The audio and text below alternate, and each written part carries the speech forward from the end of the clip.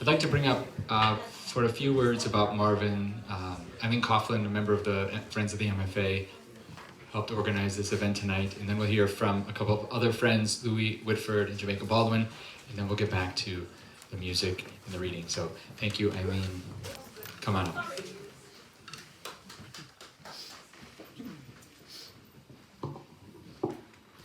Okay, so the first quote I'm going to give is for Nathan. Your dad said this: "You will only be influenced by the text that knocks your socks off." You know, the way a song gets inside of you. Right? So thank you to Nathan for getting inside of us tonight. Appreciate that.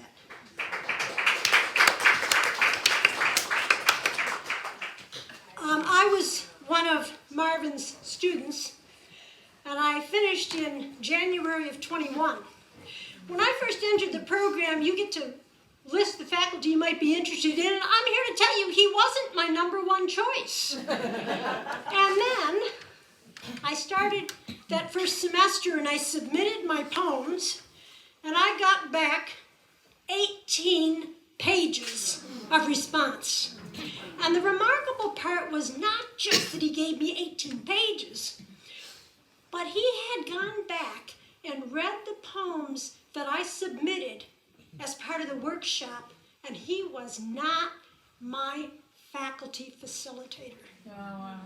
What? I mean, this guy is all in. Who does that?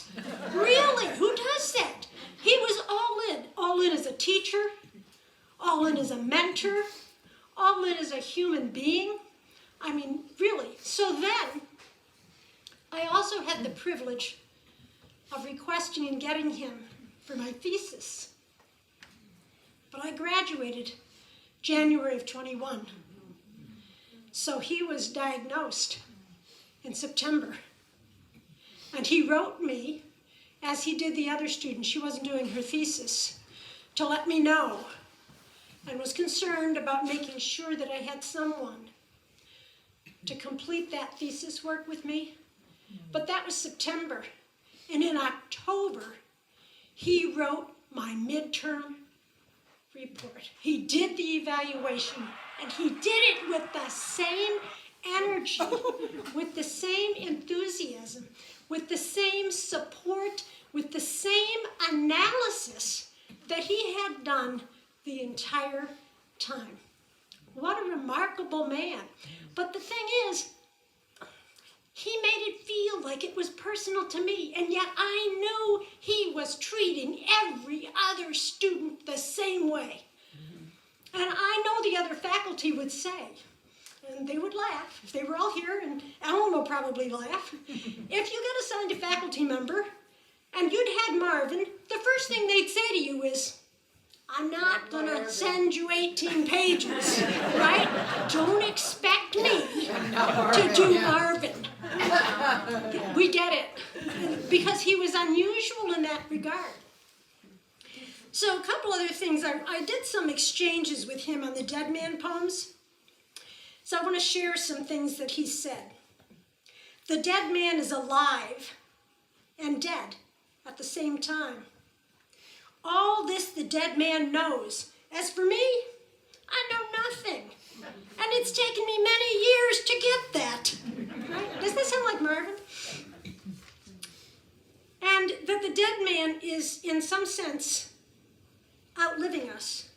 It's an interesting way to put it. The Dead Man poems know all about that.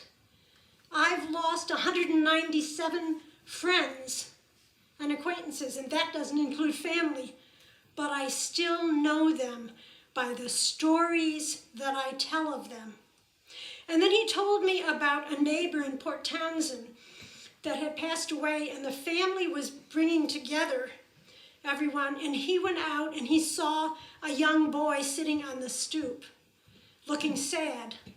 And it was his grandfather that had passed away. And of course, being Marvin, he went and said, "No, you know the stories. He's still alive in you."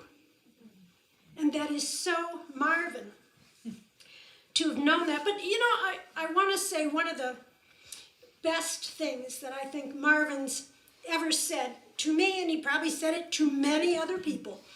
He said there's the good stuff and the bad stuff. That's all part of stuff. No good stuff without bad stuff. We need to remember that. No good stuff without bad stuff. And he also said, I like endings where the poem stops, but the poetry goes on. And isn't that what we're doing tonight? Isn't that what we're doing? The poems from him have stopped and his poetry goes on. The stories we tell of him go on, and the ability for us to honor that through scholarship and by commitment to other students in the kind of quality commitment that he made, we can help other students have at Pacific, because all of the faculty were great. They're wonderful faculty. But tonight we have the opportunity to tell the stories, to keep alive Marvin in all of us, because what a gift he was. So I want to invite Louie and Jamaica to come up. They're going to talk about the Friends. This is part of the Friends group sponsorship tonight. So.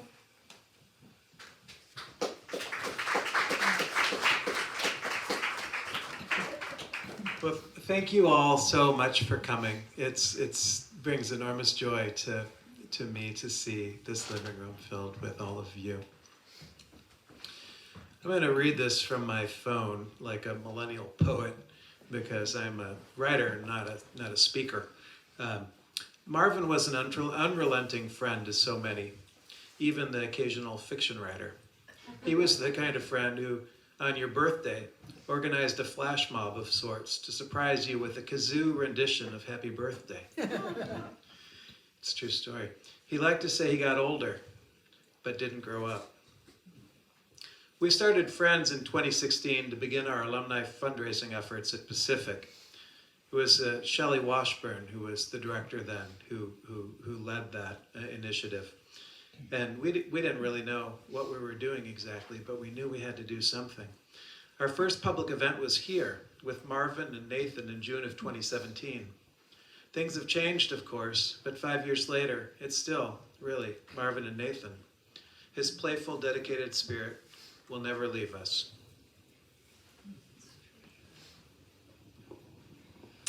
Hi, I wanted to begin by sharing, speaking of the 18-page correspondences from Marvin, this is one of mine. I thought it was fitting. He said to me, I don't know if others did this, but as a kid, I used to wrap my head around the idea of a universe. If everything is a universe, where are the borders? And how can anything be outside? Then it turned out that there are many universes. Aha, but wait, what's between them? The scientists decided a few years ago that it is dark matter. Okay, what's holding it? They decided it's sticky stuff. Yep, those are the terms. I ended up writing several papers titled Dark Matter and Sticky Stuff. First, I used it when asked to give what passes for sermons in Unitarian churches in Seattle and Port Townsend. Then I bent it into an address for a college graduation and into craft talks, Dark Matter and Sticky Stuff. Who could resist? I think that was Marvin in a nutshell. Eternally curious, generous, and overly skeptical of borders and rules. One of the beautiful things that came out of Marvin's generosity is in I believe it was our second residency at the summer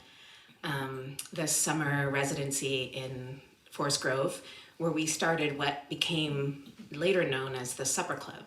And this was Craig van Rooyen, Louie, and myself and Marvin. And if you don't know, he was a great cook. And so he would cook these elaborate Italian dinners in his dorm room. And we would sit around eating Italian dinner and drinking wine and just talking about everything. And I don't know exactly the trajectory or the impulse that moved from that into all the other conversations about what became Friends. But I know that it is the impulse of Marvin to reach out to others, to pull in, to see the unrecognized, to see the people that are hiding in the shadows and say, we need to make you more visible. And I think that is really the heart and the spirit of what is the Friends organization that I have had the pleasure of serving as a committee member for several years since I graduated, along with Louis and a few other wonderful people. So I'm looking forward to this night, and I hope you all enjoy it and contribute. Thank you, Jamaica. So, Say Yes, the Marvin Bell Endowed Scholarship Fund allows Pacific University MFA program to recruit and attract a new generation of poets, supporting and encouraging those who might not otherwise have an opportunity to earn their degree. After the concert here in 2017, Marvin wrote to thank me for putting it together. He went on to say, I sent $1,000 to Shelley yesterday for current use, and I know Joe Millar sent money too. We're into it, though of course we could use a big donor, or 3, to get within range of the low-res programs that fund their students. As you know, Pacific's the one with the best spirit. Lucky us. It is, lucky us. Thank you for coming to support us. If you wish to give more, then you have to pay for your ticket to get in here tonight. We have an anonymous donor who just recently put up $5,000 in matching funds. There are envelopes in the entryway. Orhan is out there. Scott also can help you find them. And on the flyer, there's a QR code that you can scan and just go straight through and do it easy peasy with your credit card. So those that can give, it goes to a good cause. Thanks for coming, and enjoy the rest of the show.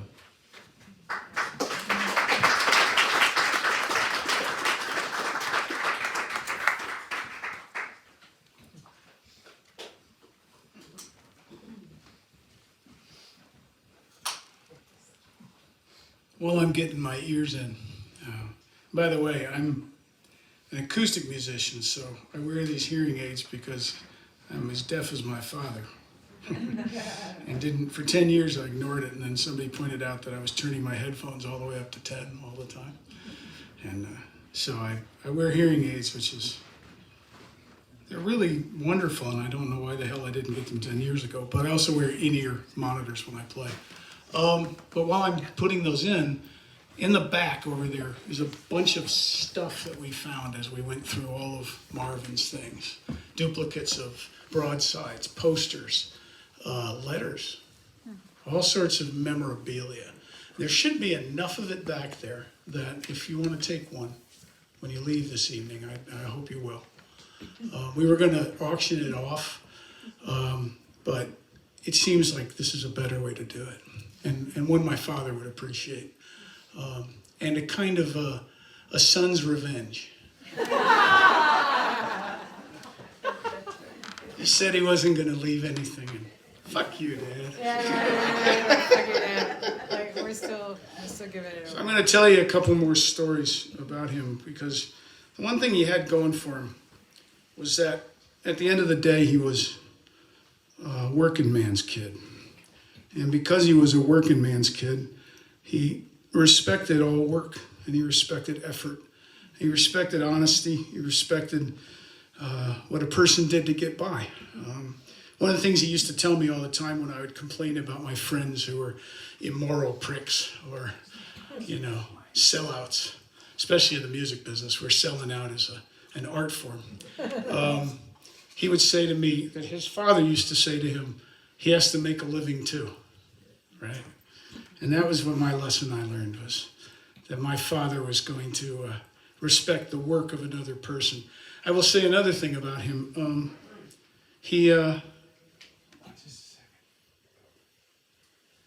There were people he didn't particularly care for that he offered an enormous amount of help to, and they didn't know it. People who criticized him publicly, who he lifted up when they weren't looking.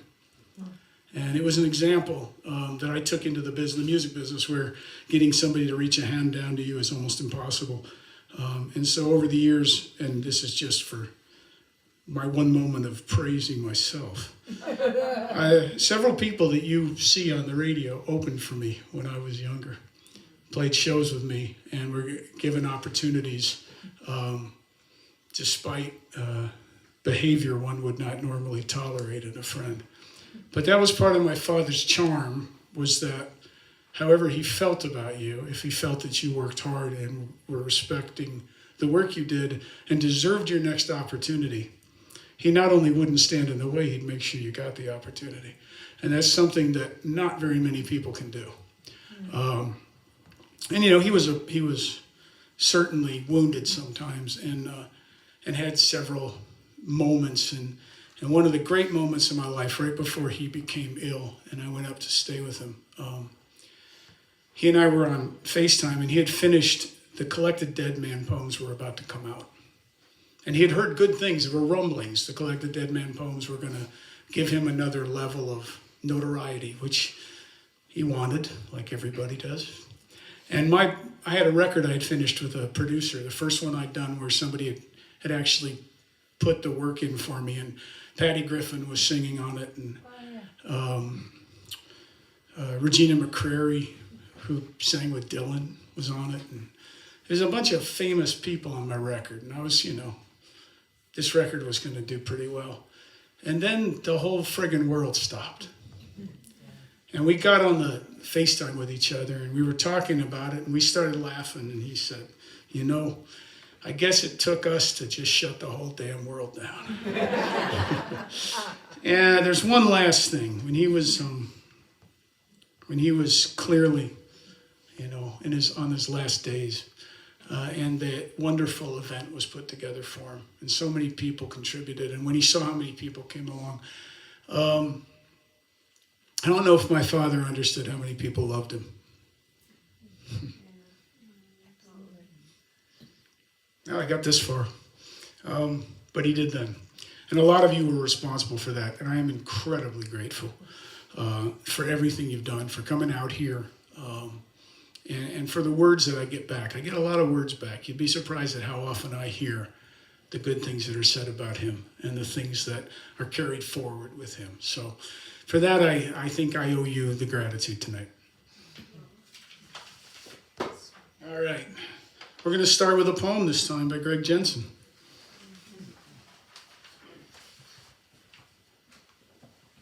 Thanks. It's really an honor to be here. I'm just going to say a little bit about the poem I selected. When I was asked to pick a poem, it was kind of an intimidating idea, and I was hoping somebody would pick one for me, but that wasn't the case. And as much as I, loved the earlier poems of Marvin, I really wanted to do a Dead Man poem because, in my mind, or for me, that's where, I find Marvin's mind the most. That's where he seemed to be nearest. In those poems, you see him kind of ceaselessly turning things over and over to try to find the riddle of existence, and I just go back to them again and again for that kind of reflection. So this poem has some of that, I hope. This is called "The Dead Man," about the dead man and the sun. The dead man has asked material things to speak of the sun. The dead man is the one who fully embraces the sun.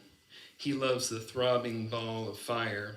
He feels the water rising to meet it, the earth absorbing it, the air spreading it. Of the four elements, it is the sun of which he has the most experience and the fewest words. The dead man has been visited in dreams by a fox. It was the sun. He saw the wolf on the hilltop and the coyote in the valley. It was the sun. Something like a large weasel crossed his path. It was the sun coating the black pelt with color. The dead man hath unearthed the new words that can bring the sun closer. He hath opened a Bible to the creation. He hath walked by the bog and the lake to see the light drawn down and returned. He hath looked into the mirrors of the water, the encapsulating canyon walls, tanning at dawn, the green flash of sunset at the horizon. The sun was in his eyes, so what did he see? 2. More about the dead man and the sun. The dead man hears the sun hiss. What is that? The sun has been personified as the head of an angel. Can it be? It has been thought of as desire, as wisdom, as an eye, as a passenger in Apollo's chariot. All of it true in the lexicon of transcendent metaphor. For the dead man, too, looks to make something more of the solar system. He, like you, revolved around the parent, so it is like himself, is it not? He, too, felt the heat and the light. He, like you, was sometimes blinded. The dead man, of all men, suffers the poverty of language. Let the sun sweeten the air beyond capture. Let it be too little or too much. Let it be white at noon and auroras at the poles. We will know it by the halos of our heroes and heroines. We will see it in the sea and snow. We will devour it after harvest. The dead man has written to the sun without words and without saying why. The dead man's time has been more than half of the sundial. He stays up late and later to look for the sun. Thanks.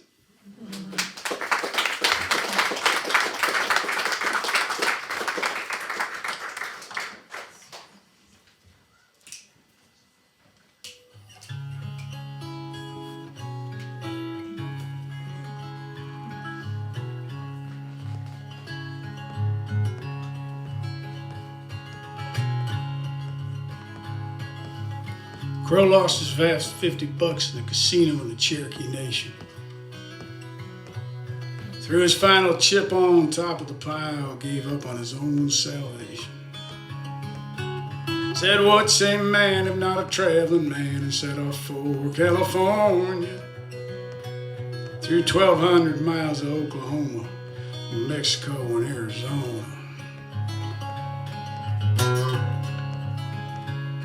Well, somewhere in the panhandle, between come hither and go to hell, 2 cowboys in the 92 dually truck took his boots and his leather belt. But they left him with a can of warm beer and a pair of their old shoes. So it was easy for Crow, an optimistic man, to think his luck was beginning to improve.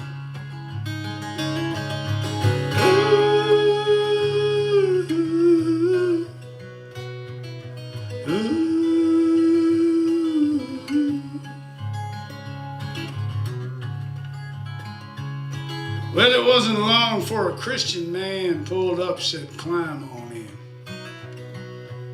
He said, I had a son once myself, and you reminded me of him. Well, I pray that I can have him back. It's the only prayer I pray at all. But all God ever seems to give me are false hopes and close calls.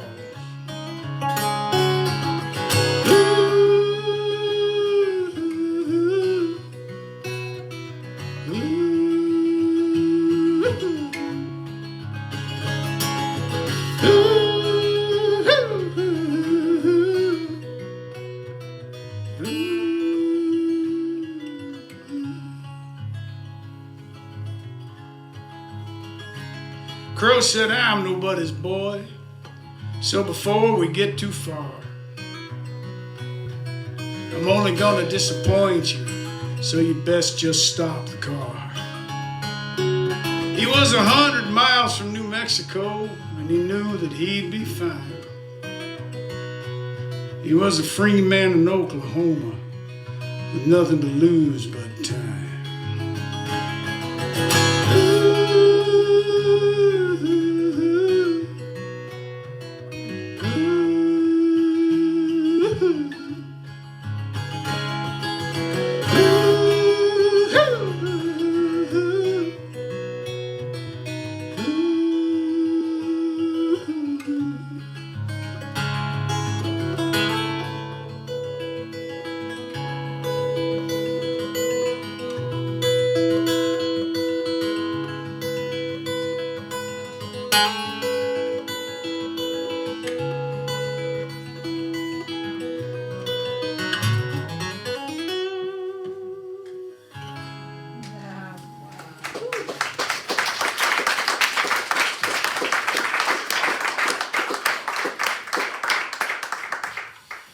Now's the real test of the evening for me. Susan Cohen's going to come up and read the poem that, when I was a kid, this poem was a poem I realized that someday I would have to read it. Susan Cohen.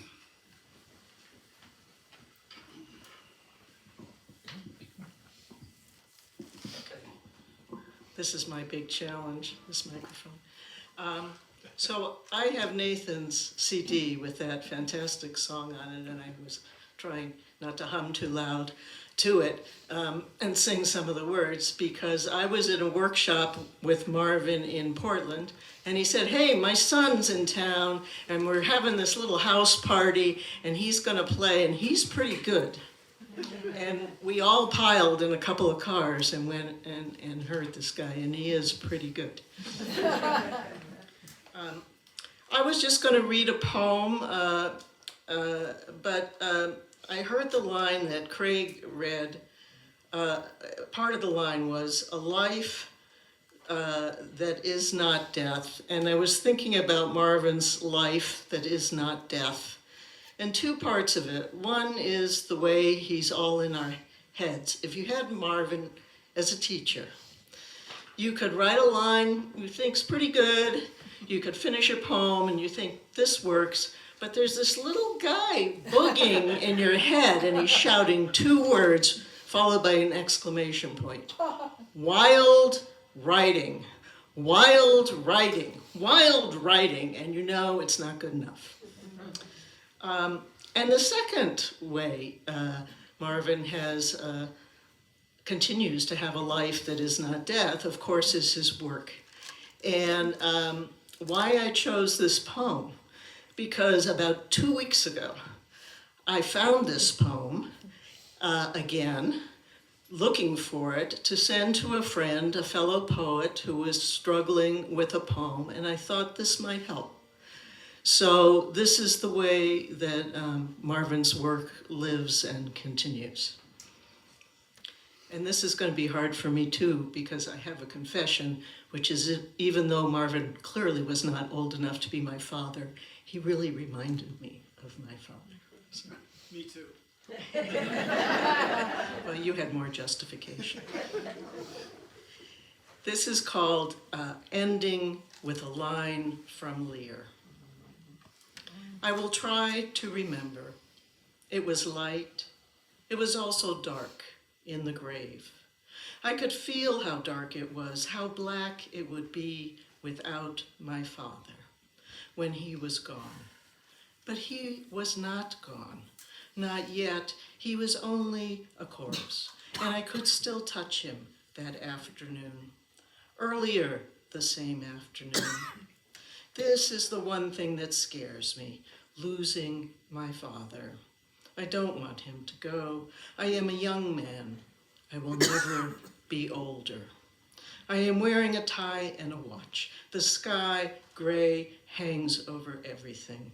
Today, the sky has no curve to it and no end. He is deep into his mission. He has business to attend to. He wears a tie, but no watch. I will skip a lot of what happens next. Then the moment comes. Everything has been said, and the wheels start to turn. They roll, the straps unwind, and the coffin begins to descend into the awful damp, into the black center of the earth. I am being left behind. The center of my body sinks down into the cold fire of the grave, but still my feet stand on top of the dirt, my father's grave. I will never again, never, never, never, never, never.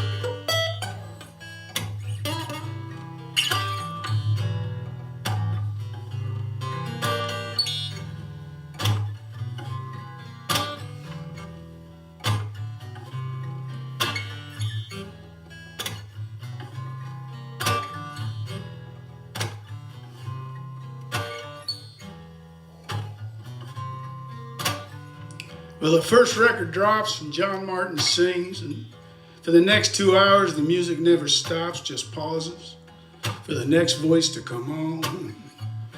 First Dolphy, then Joni, then Sonny Terry, then back again to Cocaine Blues, and the night unwinds.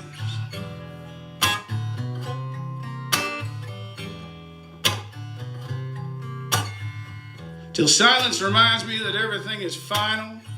I was born in the days of vinyl. Had a harmony guitar with strings like fence wire. Too stubborn to join in the band or sing in the choir.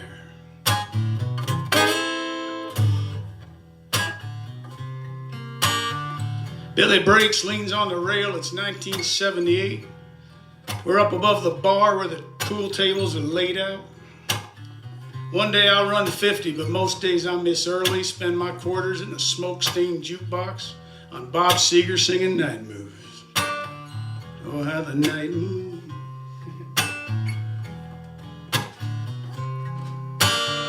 I was exactly as old as I thought I was before music was free, and I looked enough a full-grown man not to need a fake ID. I had a beat-up Datsun, new clutch every year. We were both worn and waiting to disappear. I had the Iowa rivers gonna flood this town, and I'm far away blue.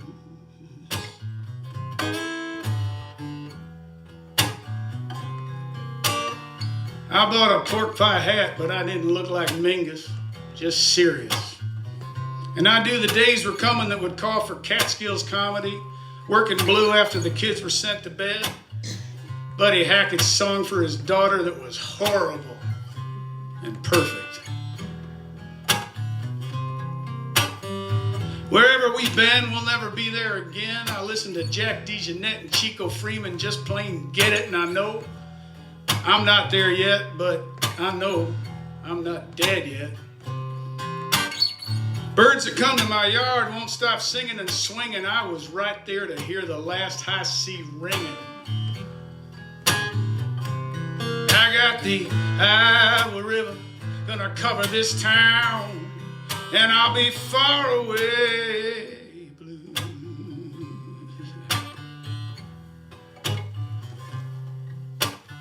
Me and my old man were a couple of jazz heads. I listened to more Coltrane than I ever did anybody else, but I just couldn't play like him. And my dad, he always wanted to be one of those trumpet cats like Clifford Brown or Fats Navarro or Miles. Everybody wanted to be Miles. And we talked about jazz a lot. We listened to jazz a lot. And we had a plan to go down to New Orleans and spend 4 days just going to jazz clubs, but we put out those records and those books and they killed the world. So we never got to do it. I bought the selected works of William Carlos Williams so many times I have the collection of the selection of the collection. But I write poetry like a man shot out of a circus cannon. Come out in a tumble, all noise and motion, not much buck for the bang. There's a ladder you can climb out of this mess, but you gotta want out of it, more or less. Cats aren't cats these days, just pretenders and paper crowns to throw away. Life is so sweet, and it's gone.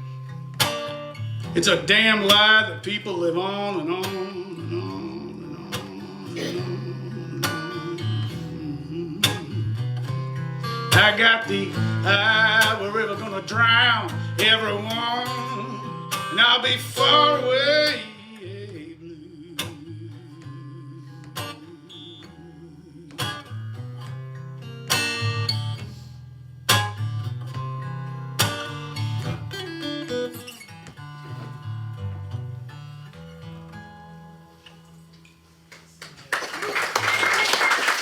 Thank you.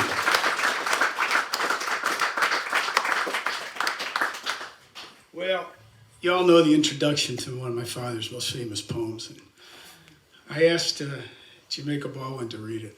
And she's got a couple. She's actually going to come up and read a couple. Are you going to do it with as one of the young people with the phone? I am. Excellent.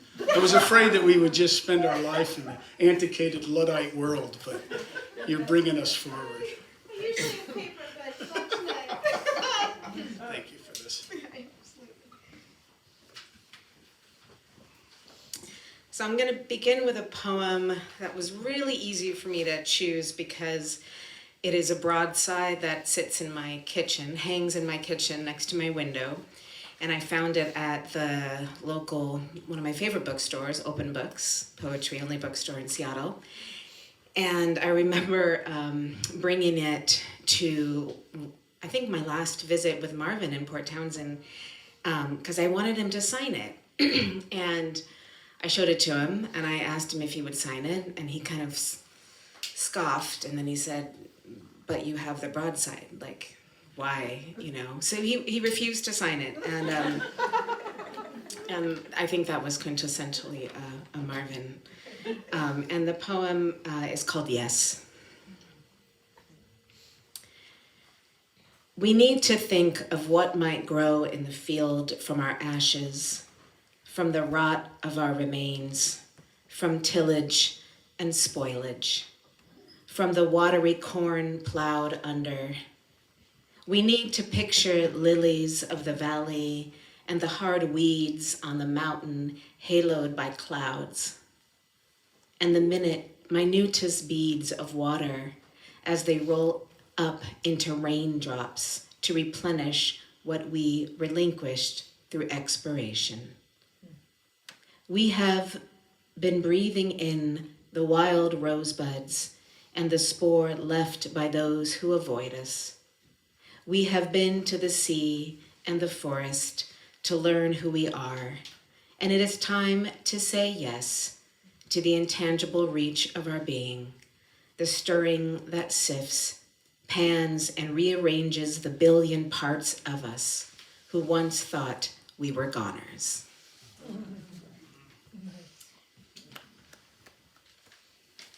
And this last poem, Scott emailed me and asked if I would be willing to read to Dorothy. And as most of you know, if you've ever heard Marvin read, that he rarely, if ever, finished a set without reading this poem. So it is near and dear to him, and it is near and dear to all of us who got to hear it. So I said, OMG, like millennials, I would love to read this poem to Dorothy. You are not beautiful exactly. You are beautiful inexactly. You let a weed grow by the mulberry, and a mulberry grow by the house, so close in the personal quiet of a windy night, it brushes the wall and sweeps away the day till we sleep. A child said it, and it seemed true. Things that are lost are all equal, but it isn't true. If I lost you, the air wouldn't move, nor the tree grow. Someone would pull the weed, my flower. The quiet wouldn't be yours. If I lost you, I'd have to ask the grass to let me sleep.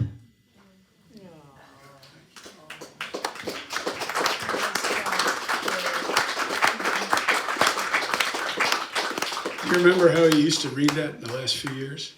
He would say, you are not beautiful exactly, and he would say, after a line like that, the next line is critical. My mother lives behind us, 40 feet away, or as she says, because she loved the movie 40 Feet from Stardom. Which is very flattering, of course, because although I am incredibly famous and wealthy, I try to keep it on a down low, as the millennials say. My mother sent me with this. I said, you should probably say something to these kind people. And my mother, being Dorothy, you've met her, tends to lead quietly while everyone else in the room doesn't realize who's leading. But she wrote this. Thank you all for this wonderful tribute to Marvin. She wasn't here, so pleased. I think it's gone well. Because I had a note to say that on this line I could say, thank you all for this lukewarm tribute to me. Sorry. That was our joke between me and my mom before I left. A scholarship fund seems to me the perfect way to say thank you, Marvin, for all you've done, and we miss you. Because giving writers a chance to develop their talent in the company of other writers was something Marvin believed in passionately. The writing community at Pacific University, faculty and students alike, gave Marvin great joy. And it warms my heart to know that with your contributions, that joy will be passed along to others. Many of you have already contributed generously and more than once, and our family thanks you for honoring Marvin in this way. We hope you will continue to do so. Thank you, Dorothy Bell.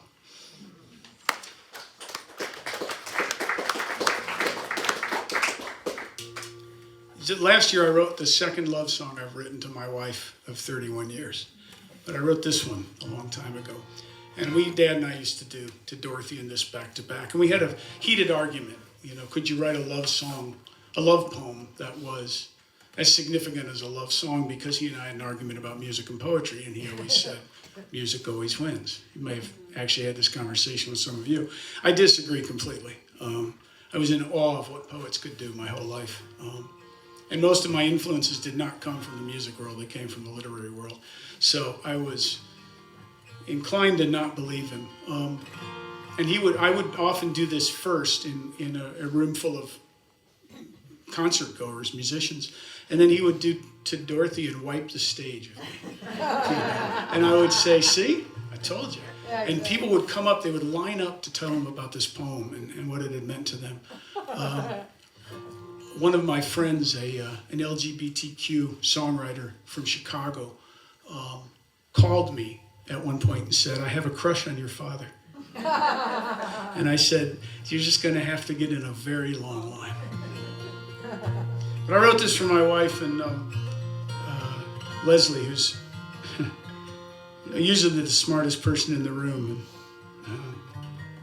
but also kind of the same thing.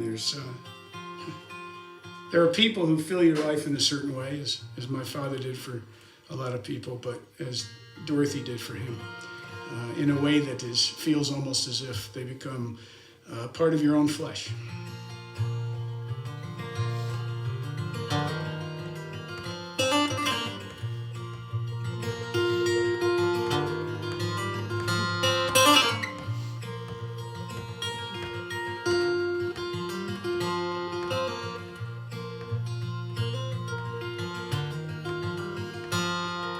If I was a dream, I would be Montana. I would be a wild place of rivers and light. I would be a fool if I would not love you tonight. And if I was a heart, I could still be broken. I could still be broken by stars that fall. If I was a blackbird, I would not miss you at all. But if I was a word, I would be your name. I would be your name. I would be your name. I would be a blackbird.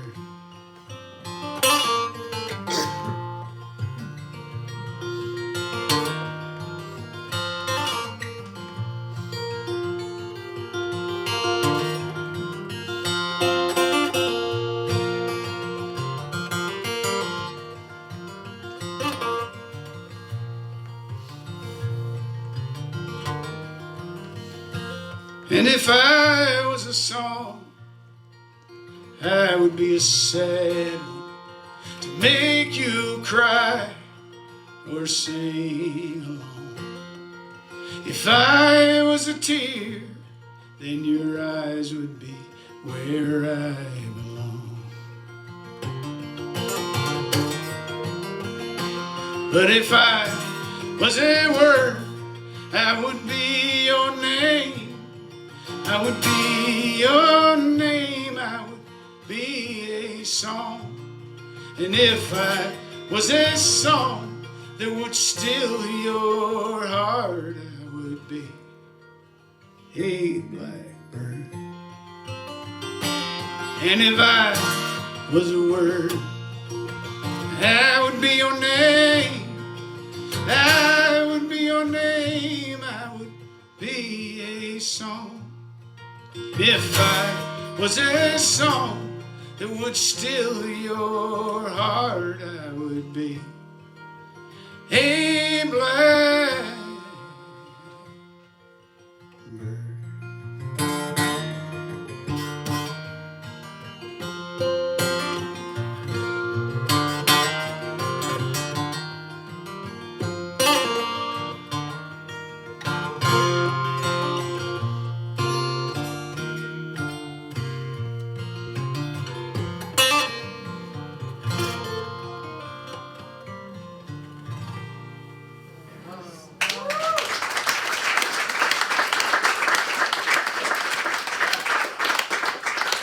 Thank you. I wrote that and then I just stopped writing loves. So there's a story that goes with all of this. And it's with that song, before I go on to what will be my last song of the evening, and then we will close with the poem that my father started closing most of the evenings with when he didn't close it with to Dorothy. I wrote that song, and that song was taken to Emmylou Harris, who fell in love with it. And then I got a phone call when I was about to stop being in the music business for 13 years. I got a phone call one day in Nashville, back before there were cell phones, right? And it was my producer, and he had Emmylou Harris there, and they said, "Would you? Emmy wants to do this song, but yeah, would you write her would you take the verses that are different, the choruses that are different, and would you rewrite it so that there's one chorus that's exactly the same?" And I said, "Nope. I'm not going to do that." And my wife, Leslie, was sitting on the couch, and I hung up, and she said, "Who is that?" I said, "It was Richard. He was in the studio with Emmylou Harris." "What did they want?" I said, "Well, they want me to change the song so that she'll record it." And this would have been like a Hail Mary pass at the end of a career that was going nowhere. And she said, "Well, what'd you say?" And I said, "You heard me." I said, "No." She said, "I just wanted to make sure you were that stupid."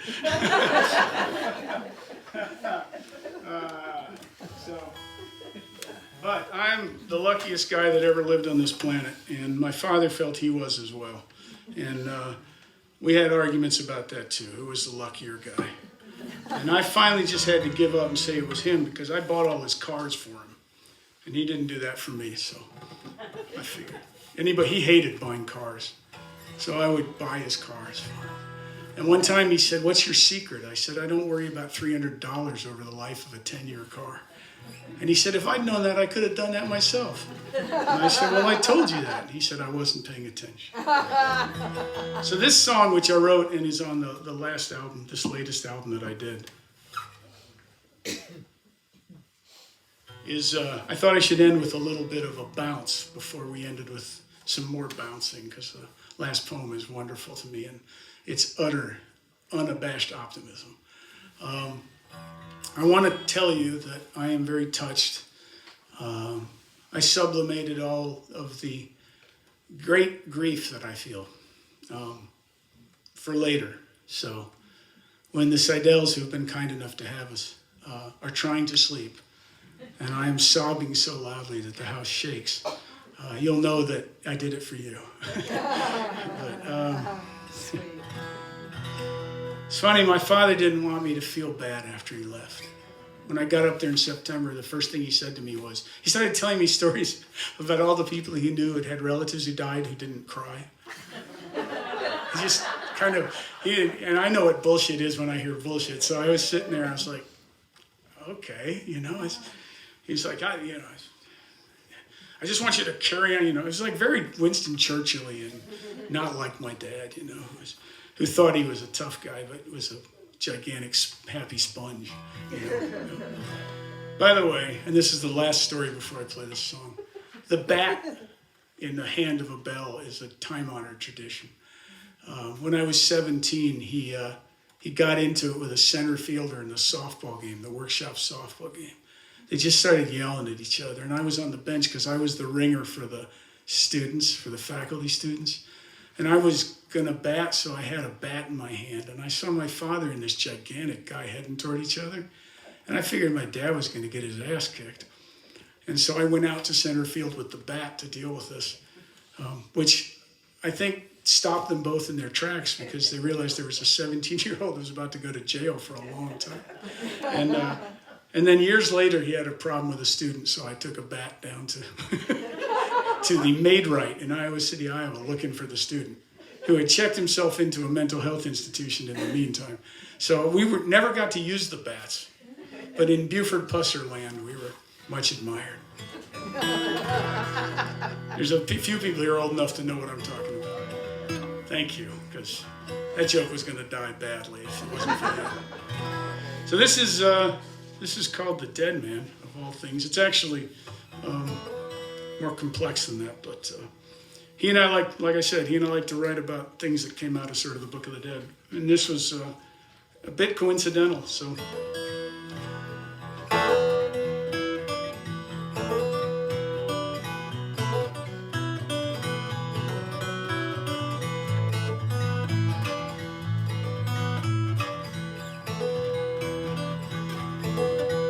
When you're dead, you can sit at any table when you're dead. You can't ignore the warning labels and everything you were afraid to do. You can do it now instead. 'Cause nothing else can kill you when you're dead. When you're dead, you don't have to wear a tie when you're dead. You can't say, buddy, if I die young and mean when you were really young and full of dread. 'Cause nothing much can hurt you when you're dead.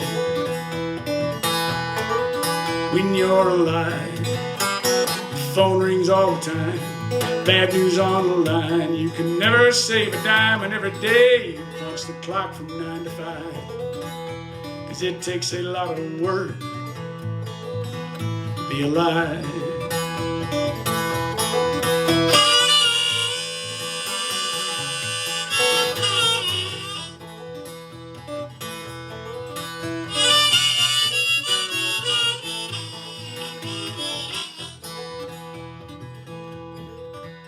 When you're dead, you can two-step anywhere. When you're dead, you'll still have to cut your hair and everything you wish you'd never done and never said. Can't be taken back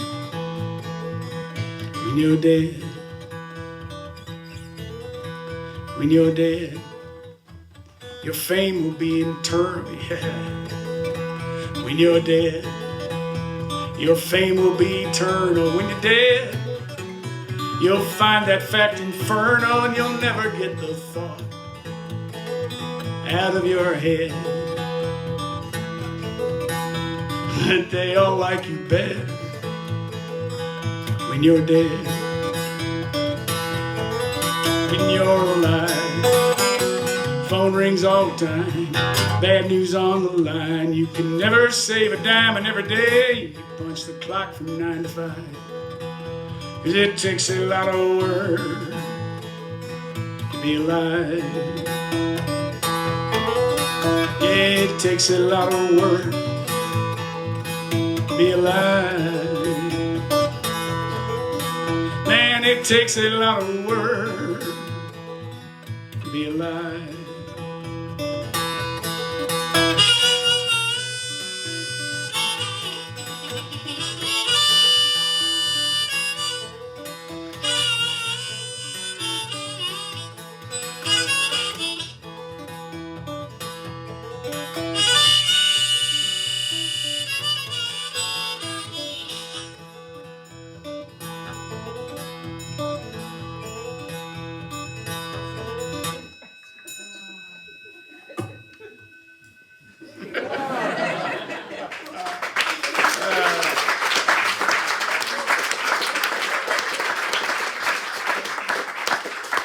Ellen Bass so kindly come up and, as they say, do the final honors.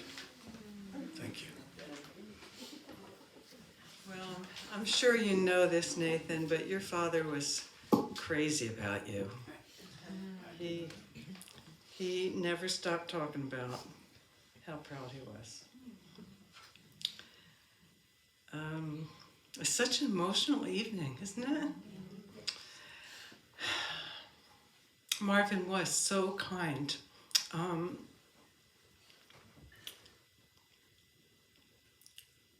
thought maybe I wouldn't cry, but what the hell? When my wife was quite ill some years back, she came to Pacific with me a lot because she couldn't be home alone. And, then she got better and she didn't have to come all the time. And Marvin, every residency would ask me how she was. But, a lot of people asked, but Marvin asked differently than anybody else. Marvin would wait for a time that there was nobody else around, and when there was plenty of time, and he'd call me over. And I remember one time just so clearly sitting in the cafeteria. It was at Pacific Grove. He was all by himself. Calls me over. Sit down. How's Janet? And it was like, he just really wanted to know. And I think he did that kind of thing with everybody differently, but just, what it was for them. He's just a sweetheart. Such a sweetheart. So I have to just not cry enough that I can read. Okay. Well, I love so many Marvin's poems, but this is one I wanted to read. Poem after Carlos Drummond de Andrade. And it starts with the epigraph, "It's life, Carlos."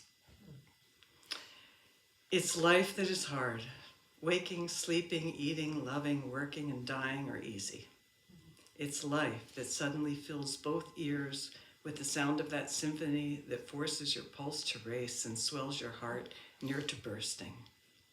It's life, not listening, that stretches your neck and opens your eyes and brings you into the worst weather of the winter to arrive once more at the house where love seemed to be in the air.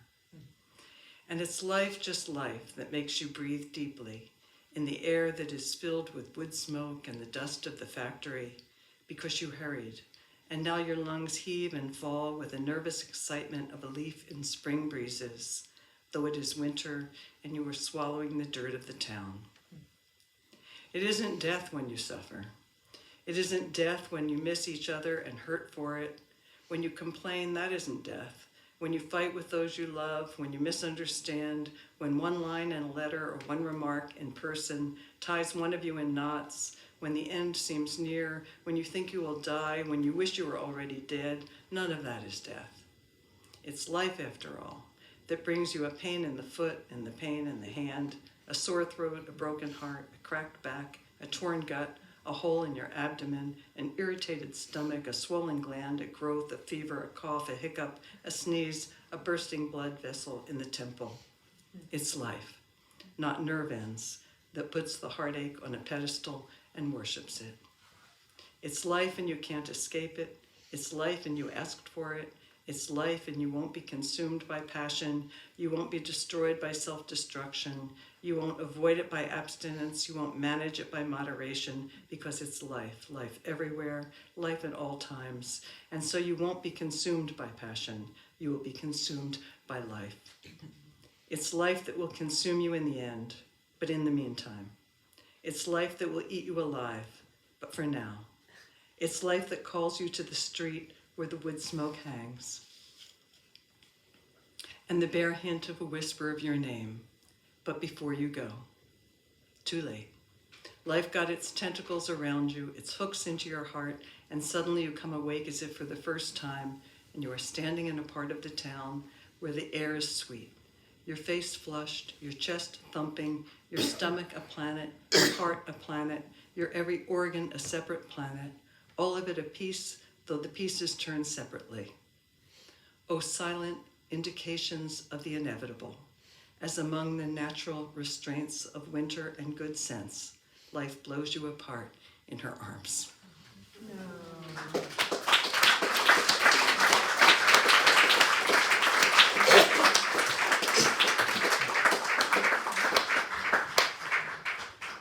Wow, thanks everyone. Thank you. I'm going to do a bunch of thank yous.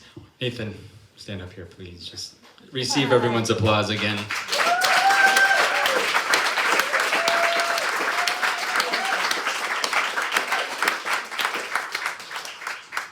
I want to thank Ellen, my friend Ellen, my friend Jamaica, my friend Susan, my friend Greg, my friend Chris, my friend Craig, my friend Sharon, my friend Sarah, for being here tonight and just taking these words and making so much of them, remembering Marvin with us. I want to thank the friends who helped host this party and put this party on and provide all the food and all the drinks. Louis, Jill, Eileen, and again, Jamaica. Thank you for this. I want to thank our hosts, Bryce and Chris. Thank you so much for this beautiful night in this beautiful home.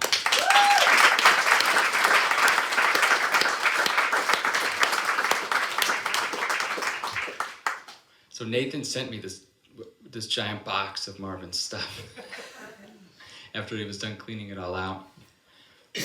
And we cataloged it and we pored over it and we looked at it and we were like, what do we do with this stuff? And we just decided that it's yours. So as Nathan said, there's a table in the back room. I would invite you to go look through what Marvin left. Take a piece for yourself. Take it home and treasure it and continue reading Marvin's work. And I haven't asked yet, but please, if you can, give to this Endowed Poetry Scholarship. It's what Marvin wanted for the poets he worked with. It's what Marvin wanted for the future of poetry in general and the future of poetry at Pacific. And it's Marvin's legacy that we've been witnessing tonight. And I just hope that if you can find it to give, please do. So have a great night. Thank you all for coming. Thank you all for coming. And have a wonderful night. Thank you.